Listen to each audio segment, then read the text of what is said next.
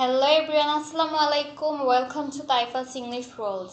আজকে আমি আপনাদের সেমি মডেলসের বাকি যে মডেলসগুলো আমরা আলোচনা করিনি সেগুলোর পরিচিতিগুলো আপনাদেরকে জানিয়ে দেবো এবং সেগুলো কোথায় কোথায় ব্যবহৃত হয় সেটিও জানাবো। প্রথমে হচ্ছে নিড টু কোনো কিছু যদি আমরা প্রয়োজন মনে করি, এরকম প্রয়োজন অর্থে ব্যবহৃত হয়। যেমন আমরা বলতে পারি আমার একটি কলম প্রয়োজন, I need to a pen. এভাবে আমরা subject plus need to plus object দিয়ে দিলেই কিন্তু আমরা এরকম প্রয়োজন হয়েছে এরকম কোনো বাক্য ইংরেজিতে সহজেই বলতে পারি। এরপর হচ্ছে ইউজ টু। কোনো কিছু আমরা অতীত থেকেই অভ্যস্ত কোনো অথবা এখনও অভ্যস্ত কোনো কর্ম বোঝাতে আমরা এটি ব্যবহার করতে পারি।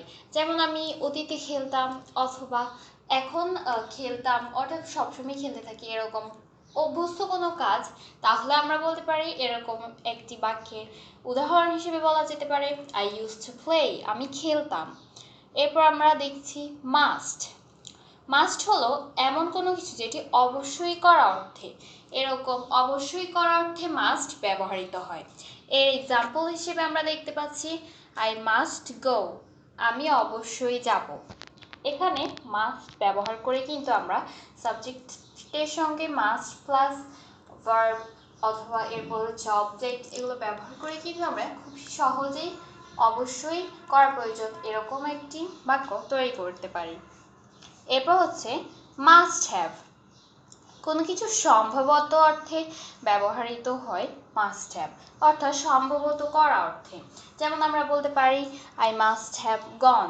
এখানে একটি জিনিস লক্ষণীয়, সেটি হচ্ছে হ্যাভ যেখানেই থাকুক সবসময় কিন্তু হ্যাভের পরে V3 হয়, এটি মনে রাখবেন। আই মাস্ট হ্যাভ গন, এখানে কিন্তু গো হয়নি, V3 ফর্ম অর্থাৎ ফার্স্ট পার্টিসিপল ফর্ম গন হয়েছে। আই মাস্ট হ্যাভ গন, আমি সম্ভবত গিয়েছিলাম। আশা করছি আপনারা বুঝতে পেরেছেন। এখানে একটি জিনিস লক্ষণীয়, সেটি হচ্ছে আমি কিন্তু আপনাদের আগের ভিডিওতে সেমি মডেলের ইন্ট্রোডাকশনে ডেয়ার টু কিন্তু লিখেছিলাম, সেখানে নিড টু পরে ডেয়ার টু লিখেছিলাম। যেহেতু ডেয়ার টুটা আমাদের খুব একটা কাজে আসে না, ইংরেজিতে কথা বলার ক্ষেত্রে খুবই কমই ব্যবহৃত হয়, তাই জন্যেই আমি ডেয়ার টুটি এখানে আপনাদের ব্যবহার করে বুঝিয়ে দিই। এটি পরবর্তীতে আমি আপনাদের অন্যান্য ভিডিওতে বুঝিয়ে দেব। তো আশা করছি আপনারা মডেলস সম্পর্কে খুব ভালোভাবে বুঝে গেছেন। মডেলস কিন্তু খুবই ইম্পর্টেন্ট একটা পার্ট স্পোকেন ইংলিশের ক্ষেত্রে, অর্থাৎ ইংরেজি শিখতে মডেলস কিন্তু আপনাকে খুবই হেল্প করবে। কারণ মডেলসে এমন এমন কিছু মডেলস আছে যেগুলো আমাদের ইংরেজি শেখার ক্ষেত্রে অবশ্যই প্রয়োজন হয়। আশা করছি আপনারা বুঝতে পেরেছেন। এখন থেকে আপনারা আর মডেলে কখনো আটকাবেন না এবং মডেল দিয়ে অনেকগুলো বাক্য তৈরি করবেন, যাতে আপনাদের কথা বলতে আরও সহজ হয়ে যায়।